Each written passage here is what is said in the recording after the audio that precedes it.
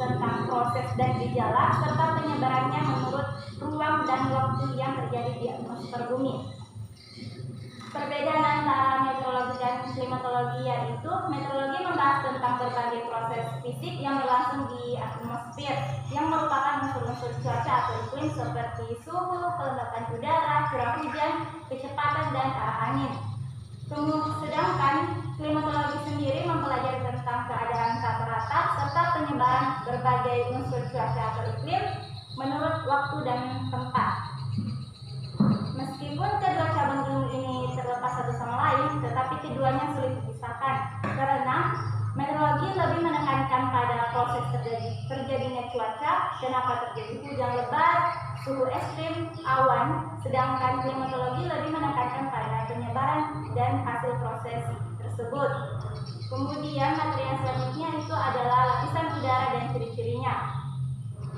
Atmosfer adalah lapisan udara yang menyelimuti bumi. Lapisan atmosfer ini merupakan bagian dari bumi kita. Bumi yang merupakan planet di tata surya yang kita tempati. Kemudian mendapatkan perlindungan dari atmosfer untuk menghadapi segala hal berbahaya yang datang dari sistem tata surya atau luar angkasa sana. Kemudian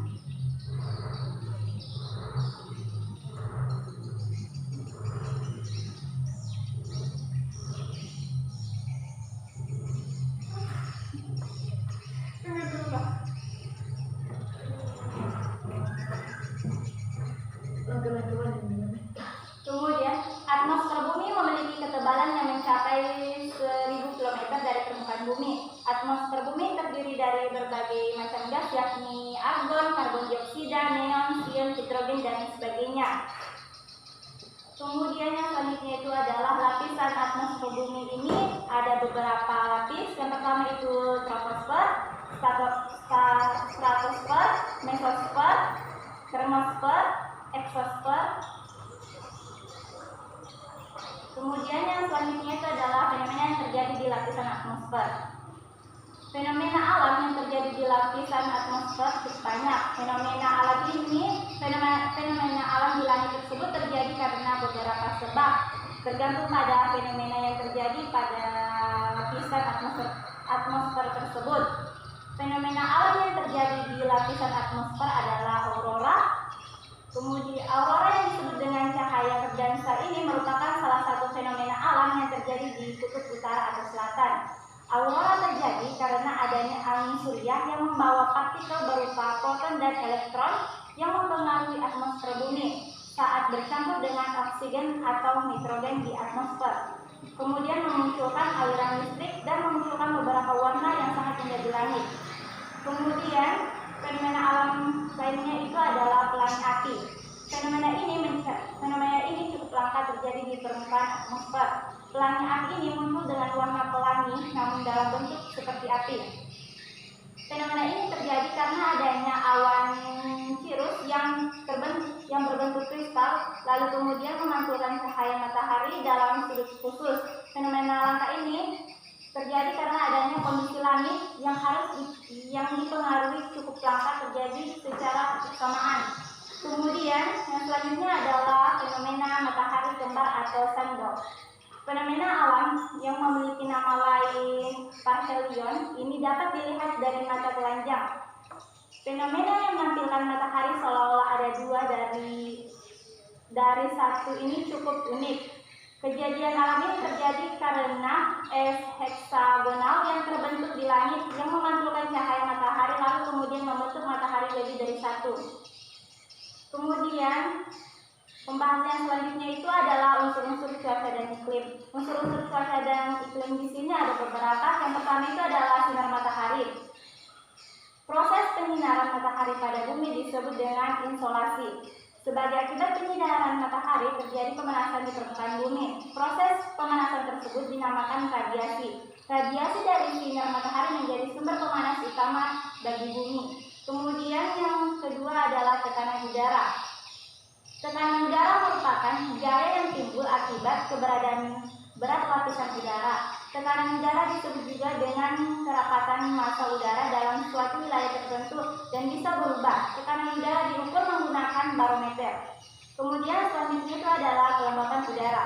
Kelembapan udara adalah kandungan uap air yang ada di udara pada waktu tertentu. Kelembapan udara bisa berubah-ubah dan tergantung pada suhu di suatu tempat. Pengukuran kelembapan udara menggunakan higrometer. Kemudian yang selanjutnya ini adalah suhu. Suhu menjadi salah satu di antara faktor dari perubahan cuaca. Suhu dengan temperatur berbeda dari tempat yang satu dan lainnya akan berpengaruh pada cuaca. Penyebab perubahan suhu hingga mempengaruhi cuaca dan iklim itu ada beberapa. Yang pertama itu durasi dan sudut sinar matahari ke bumi akibat letak lintang suatu wilayah. Kemudian yang kedua adalah ketinggian suatu wilayah. Terus yang ketiga adalah kondisi awan. Kemudian yang selanjutnya adalah angin. Angin dalam jumlah yang besar diakibatkan oleh rotasi bumi serta adanya perbedaan tekanan udara di sekitar. Angin bergerak dari tempat bertekanan udara tinggi ke bertekanan rendah. Angin dapat diukur dengan anemometer. Kemudian yang selanjutnya itu adalah curah hujan.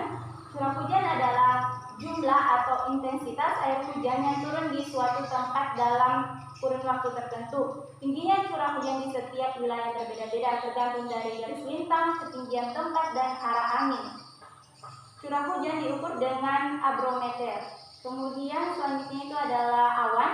Awan merupakan kumpulan titik air atau kristal es yang terjadi karena adanya kondensasi uap air yang terdapat pada atmosfer.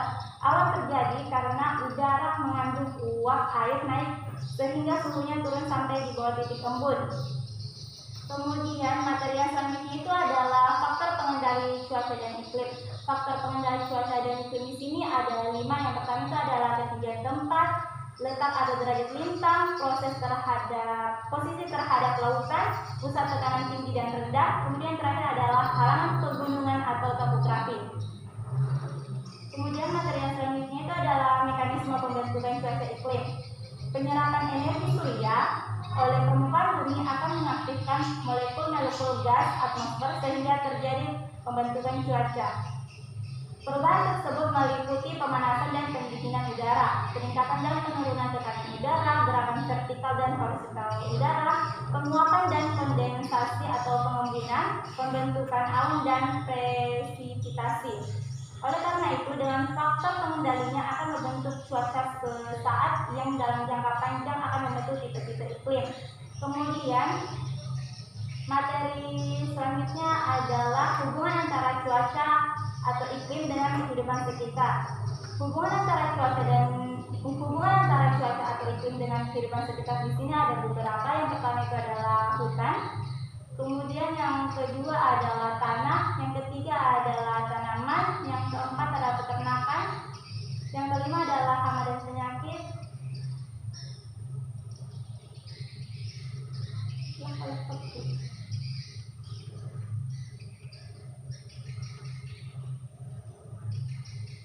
kemudian yang keenam itu adalah bangunan-bangunan pertanian. Terus yang terakhir atau yang ketujuh adalah modifikasi cuaca dan iklim.